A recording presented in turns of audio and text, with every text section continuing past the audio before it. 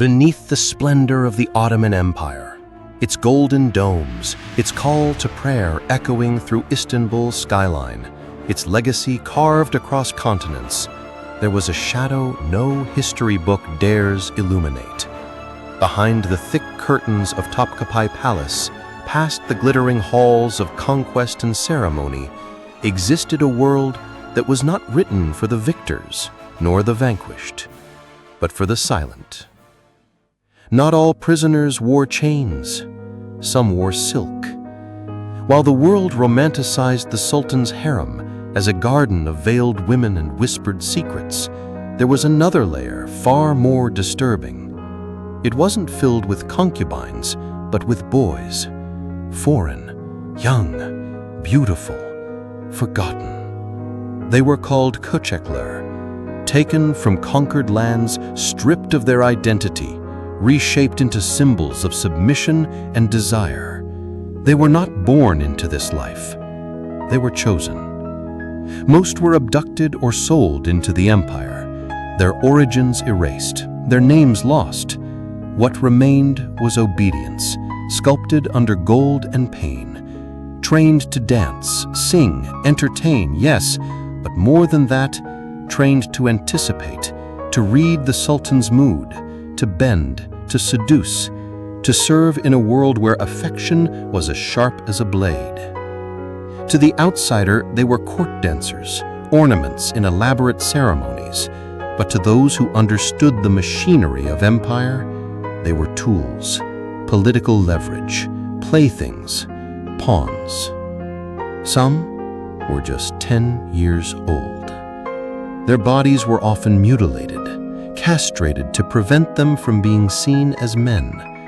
This wasn't mercy, it was control. A violent, irreversible act designed to make them useful and disposable. Those who survived the pain would be sealed into the empire's grandest prison, a palace of gold, but a cage nonetheless. The hypocrisy was staggering. This was an empire built on Islamic law, where public morality was enforced with rigor. Yet inside the palace, acts forbidden by religion were practiced with ritual precision. Scholars remained silent, officials looked away, and the victims, these boys, had no voice at all. Within Topkapi, survival was a delicate performance. Every movement, every glance, every step through the marble halls was calculated. One wrong look could bring exile. One misplaced word could mean death. They wore perfume and pearls, yes, but they also wore fear. Beneath the cosmetics was terror. Beneath the praise was paranoia. The lucky ones became favorites. If a boy caught the Sultan's eye, he gained temporary protection, gifts, power, perhaps a place at the table of influence. But nothing in the palace lasted. Not favor, not affection, and certainly not love. Desire in the Ottoman court was a weapon. It gave, it destroyed. And when two powerful figures desired the same boy, it could lead to blood. There are stories of rival pashas dueling over a single dancer, stories of jealous concubines slipping poison into drinks, of a musician banished for looking too long at the wrong boy. And behind every scandal, there was someone forgotten, erased, to protect a name, a reputation, an empire's image. Even love between the boys themselves was forbidden, yet it happened, in whispers, in stolen glances, in secret letters hidden under cushions. A glance in the baths, a song hummed in code, a final goodbye whispered through locked gates. Some boys mourned lost lovers, others were executed for them. There was no protection from jealousy and no escape from disfavor. One day a boy could be wrapped in sapphire silk, doused in rose water, and praised as the Sultan's moonlight. The next day he could be gone, replaced by someone younger, more beautiful, more obedient. There were no announcements, no funerals, just silence. Some were exiled quietly, others vanished completely, bodies dumped in the Bosporus, their names never spoken again. The more power a boy had, the more enemies he made.